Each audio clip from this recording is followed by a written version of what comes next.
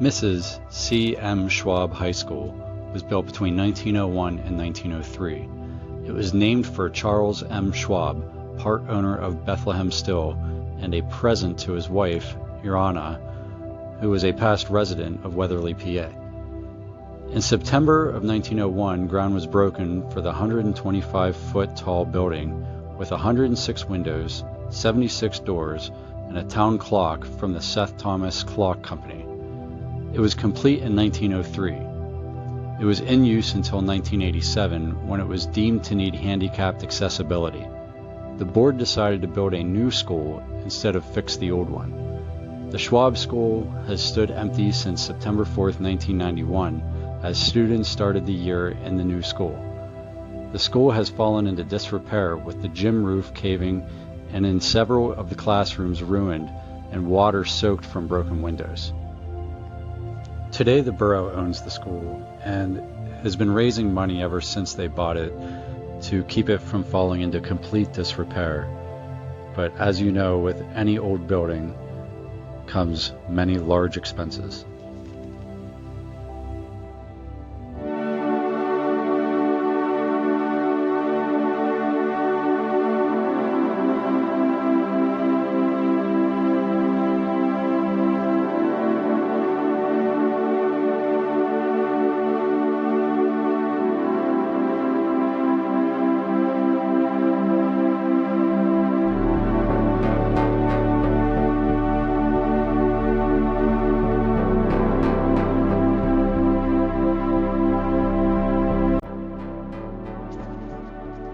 Some places in this world get forgotten, for whatever reason. Maybe through the generations they incrementally lose significance to people as everyone is busy and occupied living in the now.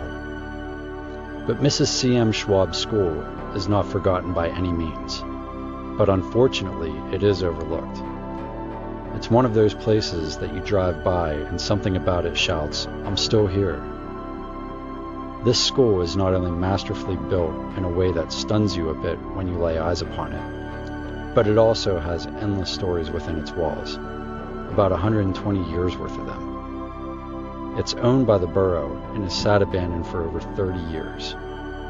My goal today is to explore this magnificent piece of Pennsylvania history and try to imagine what it was like going to this school to learn or work. Join me as we explore one of the most fascinating schools that I've ever had the opportunity to film, the Mrs. C. M. Schwab School.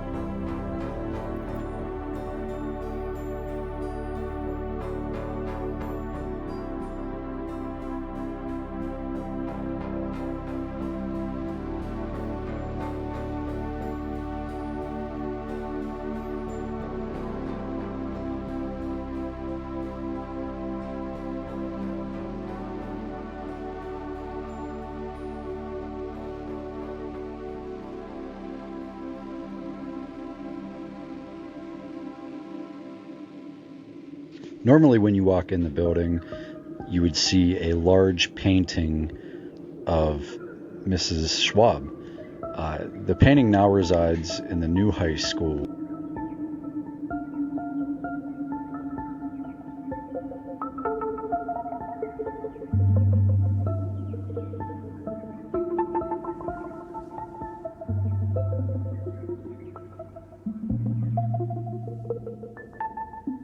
Though the school has been cleared out as far as desks and furniture many years ago, it hasn't been changed since then. You can still actually see some of the marks where, bookcases were on the floor. It's still embedded into the carpets from 40 years ago. And I'm glad that it's still in its original state and hasn't been updated to anything, because you can still get a feel for exactly what it looked like in here when it was open.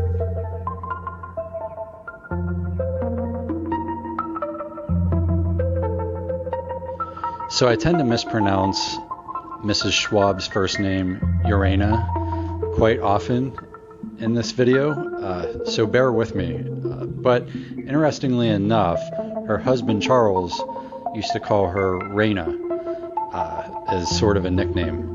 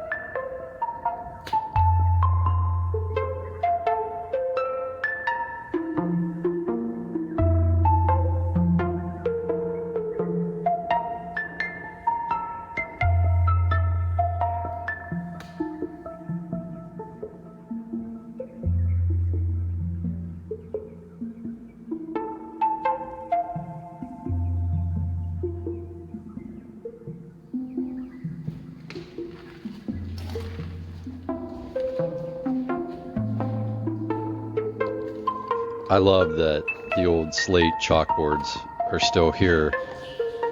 Even in most abandoned schools that I've been in, they were updated to the point where there were dry erase boards, because usually they closed in the 2000s, but this is all original, slate chalkboard, so it's old.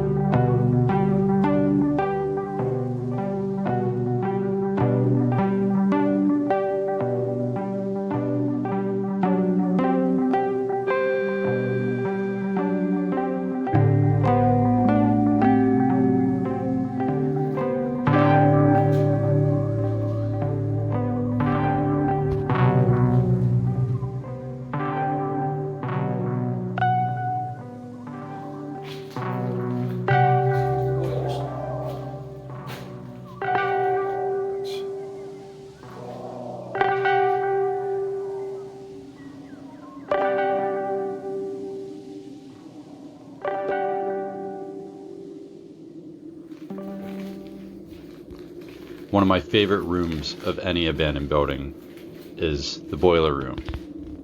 And just look around in here and you'll understand why.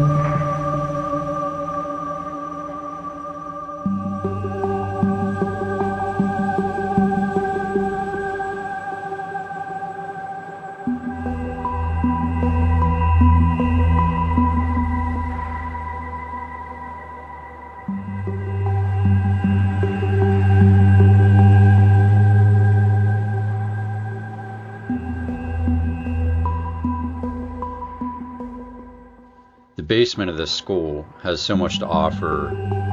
There was just rooms that turn into other rooms and corridors and tunnels that seemed to go on forever. Like every time I thought I was done down here, I would see another 3 rooms that I didn't know existed. And I tried to capture as much of it as possible in a reasonable amount of time.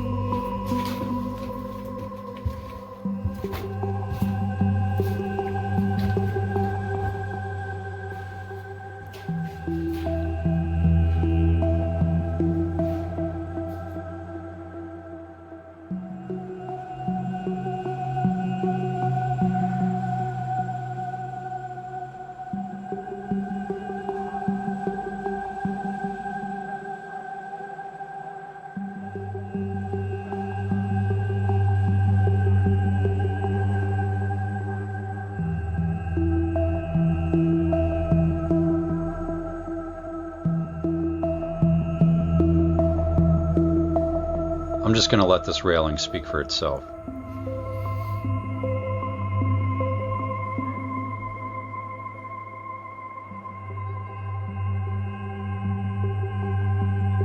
Now this is the newer part of the building, believe it or not. It's actually in worse condition because it was built in 1937. It was a new annex that was added, and it wasn't built with the greatest materials given the circumstances of who the president was at the time. There's a lot more that goes into that, but it's interesting to know that depending on who's the president and what orders were set in that time period, it determined what building materials were used as well. And this just goes to show the difference of 1901 compared to 1937.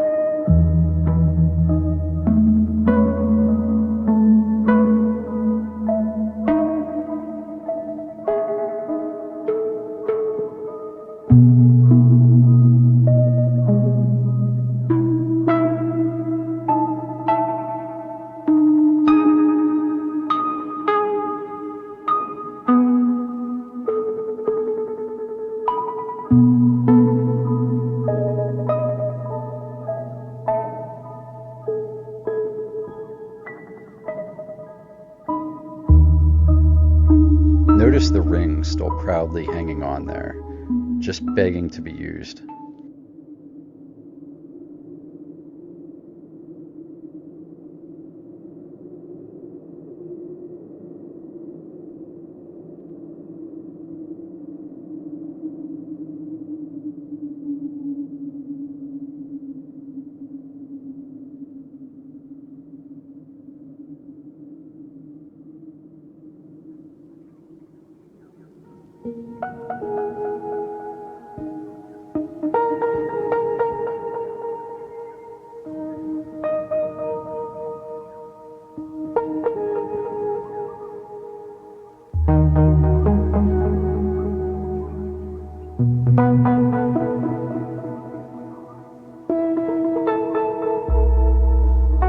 dangerous in here that you could feel it was like walking on a trampoline, like the whole floor moved. It was, I would not recommend ever walking through here.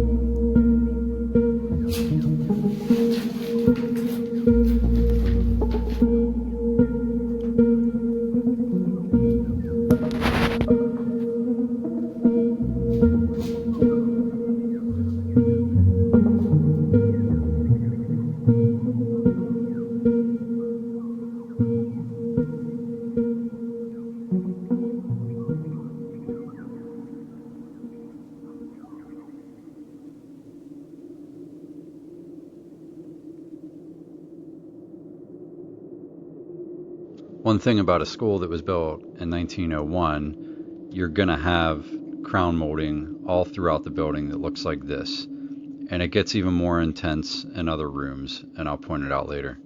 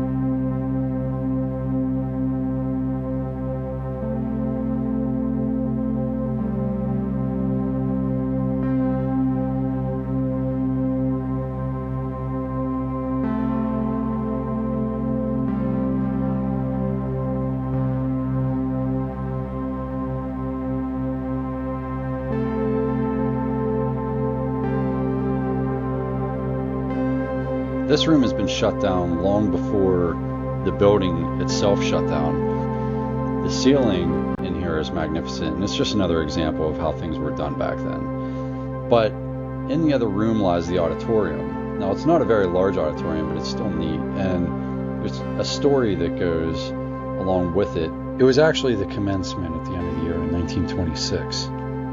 Charles Schwab and his wife they came here to speak to the students at the end of the year, and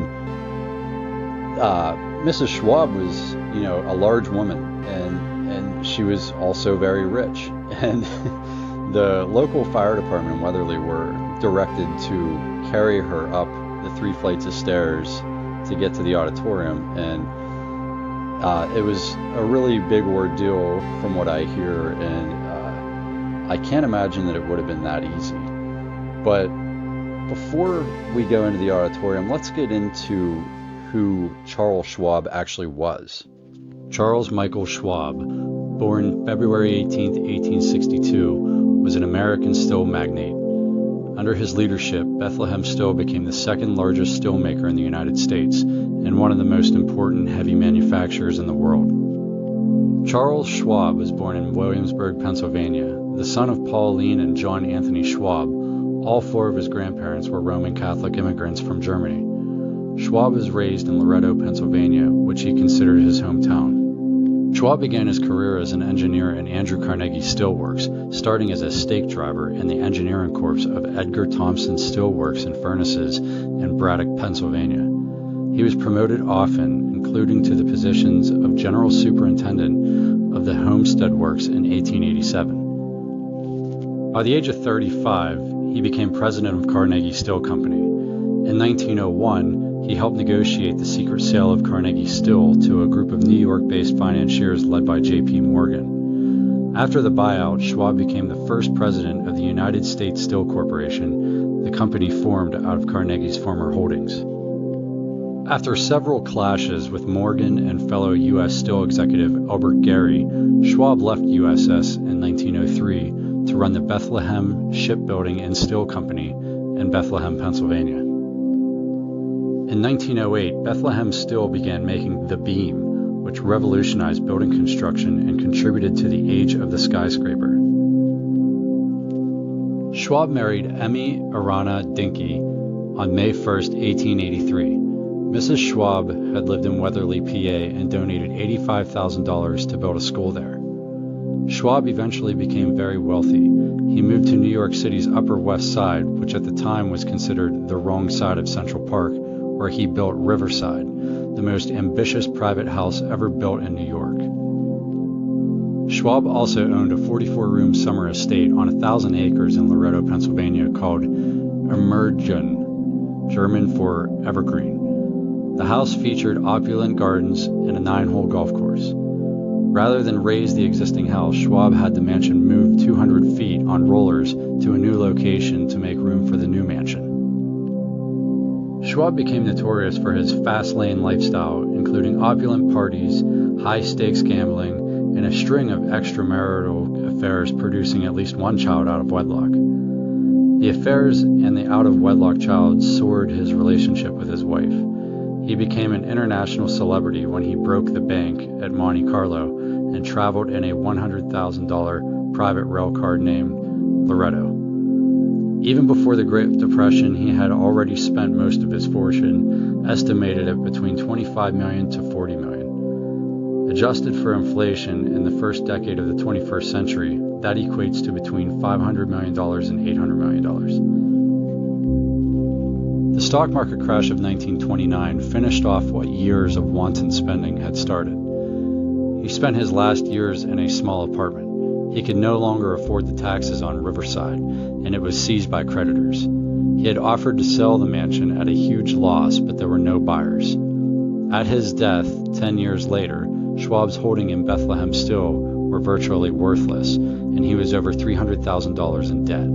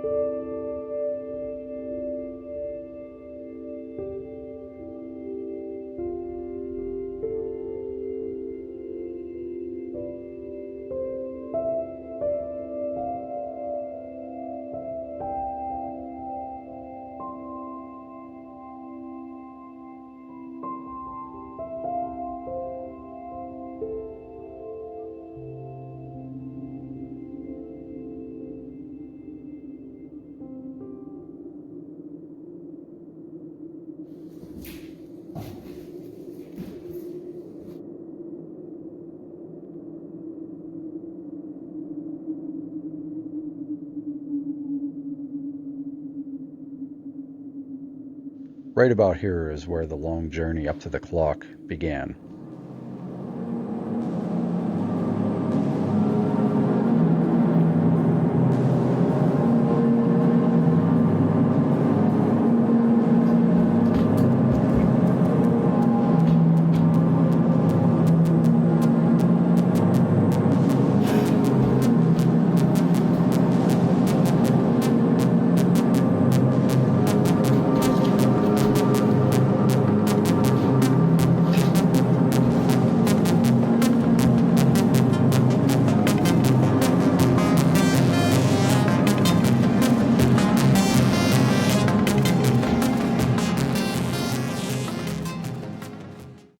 So traditionally in this school, when it was still open, classmates would sign their name and the date up in this clock/bell tower here.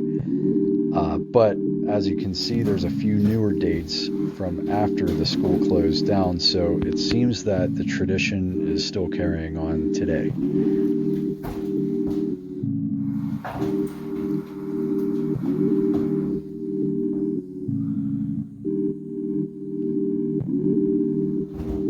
Also, I should add that getting up these steps and back down them, especially going back down them, is one of the scariest things I've ever done in an abandoned building. It's very, very sketchy, and I wouldn't advise doing it. The video serves it no justice, but I can assure you that I'm glad it's over.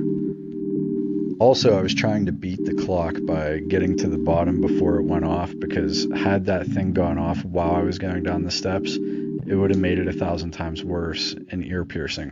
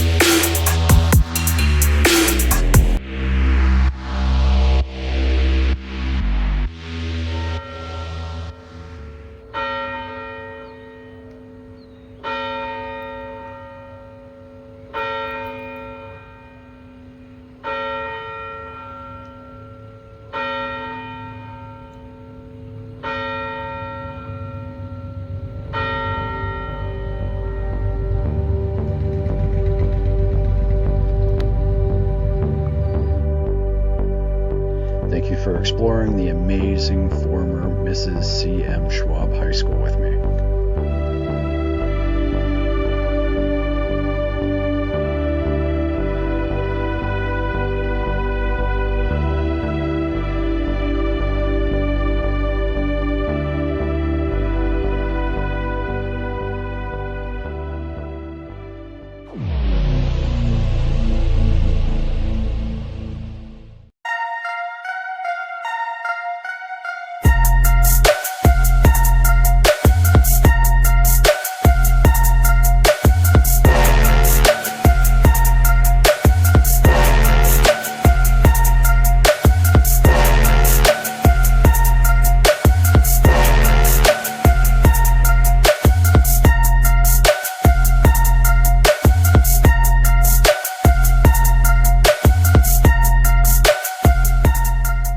Check it out, man. I mean, this merch is like really sick.